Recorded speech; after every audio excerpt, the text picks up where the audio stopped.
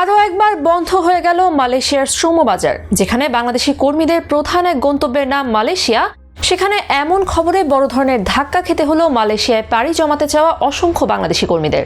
গেল কয়েক বছর আগেও যখন বন্ধ ছিল প্রধান এই শ্রমবাজার, এরপর সরকারের নানা পদক্ষেপে পুনরায় চালু হলেও পুরো ব্যবস্থাটাই আটকে গেছে সিন্ডিকেটের হাতে, যে সিন্ডিকেটের কাছে রীতিমতো অসহায় দুই দেশই। সম্প্রতি এমনই এক মন্তব্য করেছেন ঢাকায় নিযুক্ত মালয়েশিয়ার হাই কমিশনার। পাশাপাশি তাড়াহুড়া করে মালয়েশিয়া যেতে চাওয়া কর্মীরা পড়ছেন প্রতারণার ফাঁদে। দালাল আর সিন্ডিকেটের খপ্পরে পড়ে টিকিট ছাড়াই অপেক্ষা করছেন বিমানবন্দরে। কবে নাগাদ যেতে পারবেন মালয়েশিয়া, নাকি আদৌ যাওয়া হবে না সে বিষয়ে জানেন না কিছুই।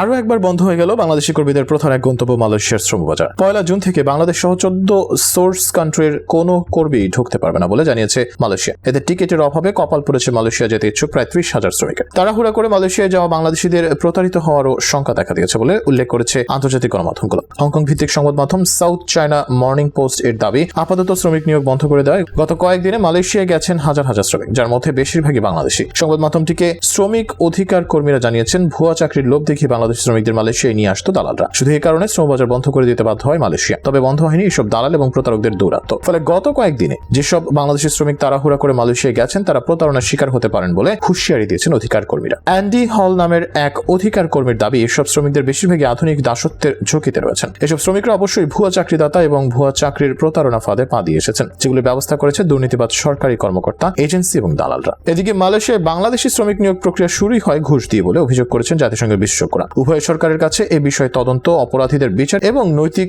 নিয়োগের নীতি সম্পর্কে বিস্তারিত জানতে চাইছেন তারা। জাতিসংঘের 4 জন স্বাধীন বিশেষজ্ঞের পাঠানো একটি চিঠিতে উল্লেখ করা হয়েছে, মালয়েশিয়ায় বাংলাদেশি কর্মী নিয়োগের প্রক্রিয়া শুরুই হয় দেশটির মানব সম্পদ ও স্বরাষ্ট্র মন্ত্রণালয়কে ঘুষ দেওয়ার মাধ্যমে। এই ঘুষ দিতে হয় ভুয়া নিয়োগকর্তাদের জাল কোটা পাওয়ার জন্য। যেখানে চিঠিতে উল্লেখ করা হয়, পরবর্তী সময় নিয়োগের অনুমোদন নিতে মালয়েশিয়া বাংলাদেশি হাই কমিশন এবং বাংলাদেশি সিন্ডিকেট এজেন্টদের পর্যন্ত ঘুষ দিতে হয়। অভিবাসনের জন্য সিন্ডিকেটের কাছে উড়োজাহাজ ভাড়া, পাসপোর্ট ও ভিসার খরচ ছাড়াও প্রকৃত নিয়োগ খরচের চেয়ে অনেক বেশি ফি দিয়ে থাকেন প্রবাসী কর্মীরা। এর আগে গত 28 মার্চ বাংলাদেশ ও মালয়েশিয়ায় পাঠানো চিঠিতে বলা হয়েছে, অভিবাসীদের প্রতারিত করা হচ্ছে এবং জনপ্রতি $4.5 থেকে $6,000 পর্যন্ত নিয়োগ ফি নেওয়া হচ্ছে, যা 2021 সালে এই দুই দেশের মধ্যে সই হওয়া সমঝোতা স্মারকের খেলাফ। ওই এমওইউ অনুযায়ী এই ফি হবে মাত্র $720 পর্যন্ত।